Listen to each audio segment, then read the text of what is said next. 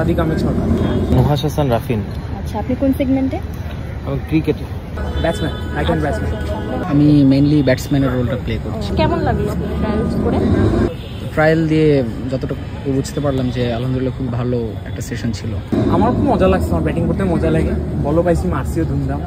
এবারেরটা আগের থেকে অনেকটা অর্গানাইজ। আগে যেমন মানে জাস্ট আমি আসছিলাম, কোচ ছিল আর আগের প্লেয়াররা ছিল, বাট এবার হচ্ছে সব অফিসিয়ালসরা আছে। আর হচ্ছে ডকুমেন্টসগুলো আগেরবার যেমন কোনো ডকুমেন্ট দেওয়া লাগেনি, শুধু আমার পেমেন্ট স্লিপ। এবার হচ্ছে আগের থেকে সব কিছু রেডি করা ছিল, তো এই জন্য আগের থেকে বেশি অনেকটা অর্গানাইজড। ম্যানেজমেন্ট সিস্টেমটা কেমন ছিল? ম্যানেজমেন্ট খুবই ভালো ছিল। ভালো কোচের মাধ্যমে আমাদের ইউনিভার্সিটি থেকে অর্গানাইজেশনের ব্যবস্থা করা হয়েছে। The management system was so good, not was, the management system is so good. আর আপনার কি মনে হয় যে আমাদের কোনো কিছু ম্যানেজমেন্ট অ্যাড করা উচিত, আর এনিথিং ল্যাকিংস? এবারে তো খুব একটা চোখে পড়ে নেই, তবে সব কিছু তো উন্নত থাকতেই পারে, তাই না? আমার কাছে ভালোই লাগছে। এখন পর্যন্ত আমার কাছে কোনো ল্যাকিংসের কোনো কিছু বিষয় আমার খেয়ালে আসে নাই।